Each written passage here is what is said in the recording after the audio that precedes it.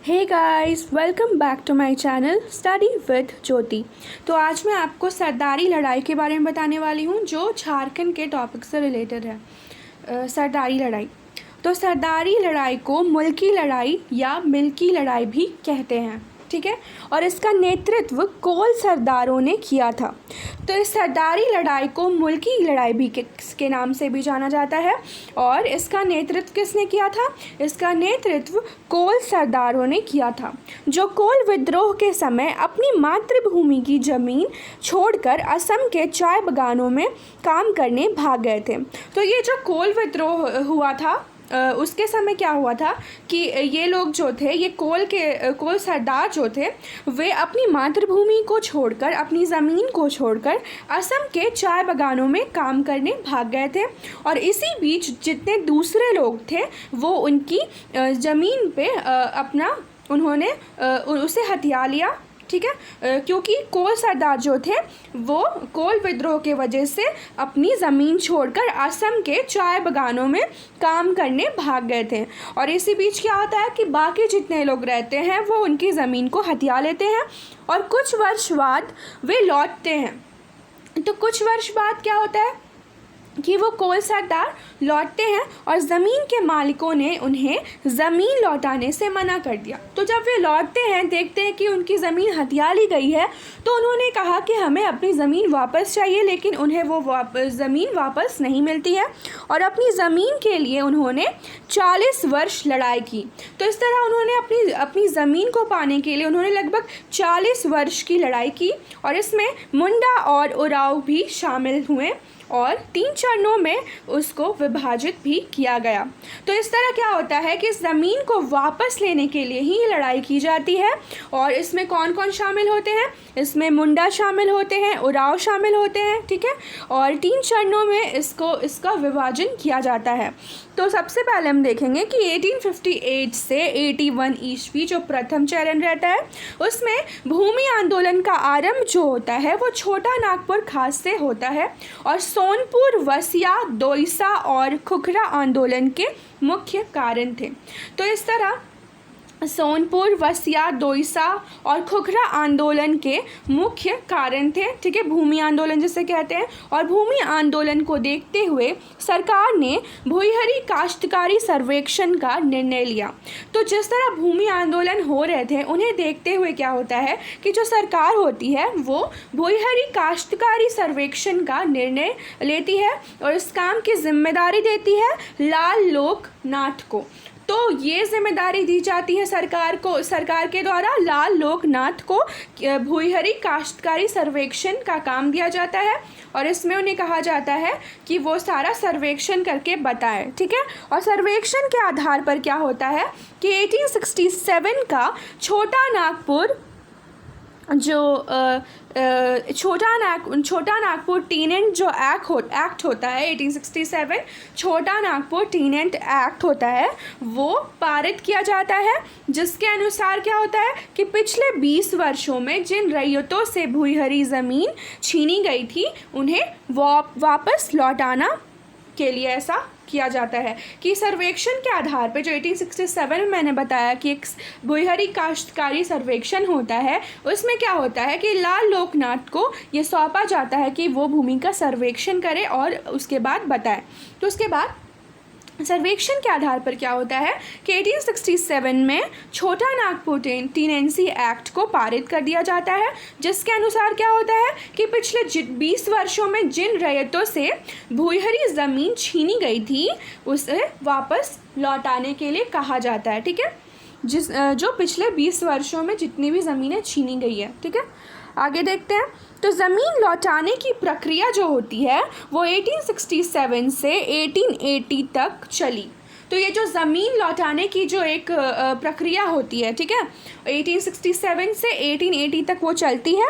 और उसमें क्या होता है, उससे छोटा नागपुर के 25 परगनों के 2482 गांव लाभान्वित होते हैं। तो इस तरह क्या होता है, इस प्रक्रिया के द्वारा काफ़ी जो छोटा नागपुर का जो हिस्सा था, जो 25 परगने होते हैं, वो इससे लाभान्वित होते हैं। ठीक है, लगभग 2482 गांव जो होते हैं इससे लाभान्वित होते हैं, मतलब उन्हें इस प्रक्रिया का लाभ मिलता है, उन्हें उनकी ज़मीन वापस भी मिल जाती है।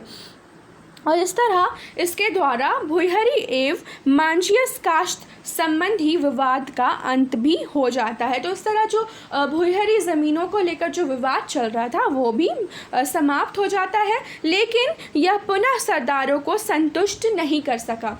लेकिन वो संतुष्ट नहीं होते हैं इतने से, और क्योंकि कई प्रकार के जो काश्त छूट गए थे। तो क्यों ये लोग नहीं मानते हैं, क्यों ये लोग संतुष्ट नहीं होते हैं?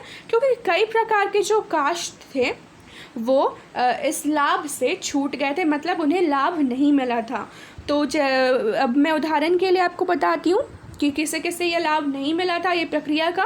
तो पहले थे राजहंस, दूसरे थे कोडकर और तीसरा था खूटकट्टी आदि। इन्हें जो था इस अधिनियम के द्वारा जो प्रक्रिया चालू की गई थी उसके द्वारा उन्हें अपनी ज़मीन वापस नहीं मिली थी। इसका मतलब उन्हें वो लाभ नहीं मिला था, इसलिए वे संतुष्ट नहीं थे। अब इसका द्वितीय चरण हो जाता है जो पुनर्स्थापना होती है यहाँ पर। ठीक है, तो ये जो द्वितीय चरण होता है वो 1881 से 1890 तक का होता है, और इसमें क्या होता है, पुनर्स्थापना की जाती है। तो मुख्य जोर पुराने मूल्यों की पुनर्स्थापना पर था। तो वो इस द्वितीय चरण में क्या होता है, सरदारी लड़ाई की द्वितीय चरण में क्या होता है कि पुराने मूल्यों की पुनर्स्थापना के लिए ये किया जाता है, इसलिए इसे पुनर्स्थापना आंदोलन का भी नाम दिया गया है।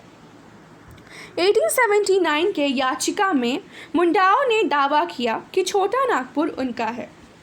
तो 1879 ईस्वी में क्या होता है कि एक याचिका के द्वारा जो मुंडा लोग होते हैं, ठीक है, मुंडा जनजाति जो होती है, उन्होंने ये दावा किया कि छोटा नागपुर उनका है। ठीक है, और सरदारों के एक जो दल थे, जॉन बैप्टिस्ट, जो इसका नेतृत्व कर रहा था, मतलब सरदारों का एक दल था जिसका नेतृत्व कौन कर रहा था, जॉन बैप्टिस्ट कर रहा था, और अपने को छोटा नागपुर खास राज्य का पुरानी जो राजधानी थी दोईसा में स्थापित कर दिया और छोटा नागपुर को स्वतंत्र राज्य घोषित कर दिया, और इसके सभी नेता पकड़े गए और उन्हें सज़ा दी गई। तो क्या होता है कि सरदारों का एक दल होता है जिसका नेतृत्व कौन करता है, जॉन बैप्टिस्ट, और इसके नेतृत्व के दौरान क्या होता है, क्या प्रक्रिया होती है कि उसने छोटा नागपुर खास राज्य जो रहता है उसकी जो पुरानी राजधानी थी दोईसा जिसका नाम था, उसमें स्थापित कर दिया। ठीक है, छोटा नागपुर खास की पुरानी राजधानी, और छोटा नागपुर को स्वतंत्र राज्य भी उसने घोषित कर दिया, जिसके लिए क्या होता है कि इस दल के जितने भी नेता होते हैं वो पकड़े जाते हैं और उन्हें सज़ा दी जाती है। तो ये इसका द्वितीय चरण था, सरदारी लड़ाई का द्वितीय चरण। ठीक है, अब हम देखेंगे तृतीय चरण। तो ये राजनीतिक आंदोलन का एक रूप ले चुका होता है। तो अगर क्वेश्चन में आएगा कि सरदारी लड़ाई के राजनीतिक चरण के बारे में लिखें तो ये हम लिख सकते हैं। ठीक है, तो हम तृतीय चरण देख लेते हैं, राजनीतिक आंदोलन, जहाँ पे इस लड़ाई ने राजनीतिक आंदोलन का रूप ले लिया। तो आदिवासी मिशनरियाँ जितनी रहती हैं, doctor नाट्रोट, लिमेंस, Bodo and Johan Elizabeth आदि के पास गए और आदिवासी ईसाई भी बने, और यह सोचकर कि उनकी ज़मीनें जो है वापस दे दी जाएगी। तो जितनी भी आदिवासी मिशनरियाँ रहती हैं तो उनके पास ये लोग जाते हैं ये आशा लेकर कि उन्हें उनकी ज़मीन वापस मिल जाएगी, इसलिए उन्होंने क्या किया कि अपना धर्म भी परिवर्तन कर लिया और वो ईसाई में परिवर्तित हो गए, ये सोचकर कि उन्हें उनसे लाभ होगा और वो उनकी मदद करेंगे अपनी ज़मीन को वापस दिलवाने में।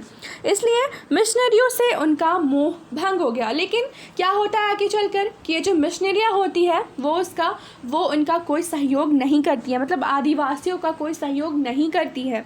वो तो इसी आशा से गए थे कि उन्हें उनकी ज़मीन वापस मिल जाएगी, इसलिए उन्होंने अपना धर्म परिवर्तन भी किया था, लेकिन इससे कोई लाभ तो होता नहीं है। इसलिए क्या होता है कि ये मिशनरियाँ जो होती है उनका मुंह भंग हो जाता है, और कलकत्तीय वकीलों ने भी इन प्रत्याशियों से 1 लाख रुपए ऐंठ लिए थे। तो जितने कलकत्ता के वकील रहते हैं उनके पास भी आदिवासी जाते हैं ताकि वो अपनी ज़मीन को वापस ले सके, लेकिन वो क्या करते हैं, वो वकील क्या करते हैं, उन्होंने भी इनके साथ धूर्तता की, उन्होंने भी इनके साथ गलत किया और उनसे सिर्फ पैसे ही लूटे।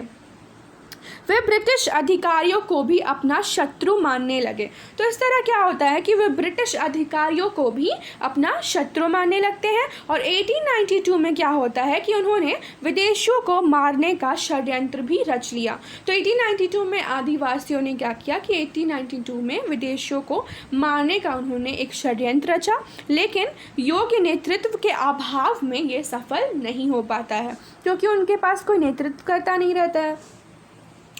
अब जो नया नेतृत्व होता है आगे चलकर क्या होता है कि उन्हें नेतृत्व पर दिया जाता है, जो होता है बिरसा मुंडा द्वारा दिया जाता है। उसके रूप में उन्हें एक नेतृत्वकर्ता प्राप्त होता है और उनके आने से स्पष्ट ठोस राजनीतिक कार्यक्रम भी उन्हें मिल जाता है और सरदारी आंदोलन का अंत बिरसा आंदोलन में हो गया। तो ये जो आंदोलन होती है सरदारी लड़ाई की वो कंटिन्यू होती है बिरसा आंदोलन तक और बिरसा आंदोलन में इस सरदारी आंदोलन की समाप्ति हो जाती है और उनमें चेतना जगी और वे लड़ना भी सीख जाते हैं और इस आंदोलन ने ही पृथक झारखंड राज्य का बीज बोया। तो ये जो आंदोलन शुरू होता है सरदारी लड़ाई, ठीक है, सरदारी आंदोलन जिसे कहते हैं, उसी के माध्यम से आगे चलकर क्या होता है कि झारखंड राज्य की निर्माण के लिए आगे की लड़ाई होती है। तो यहीं से इसकी शुरुआत होती है, सरदारी लड़ाई से ही इसकी शुरुआत होती है।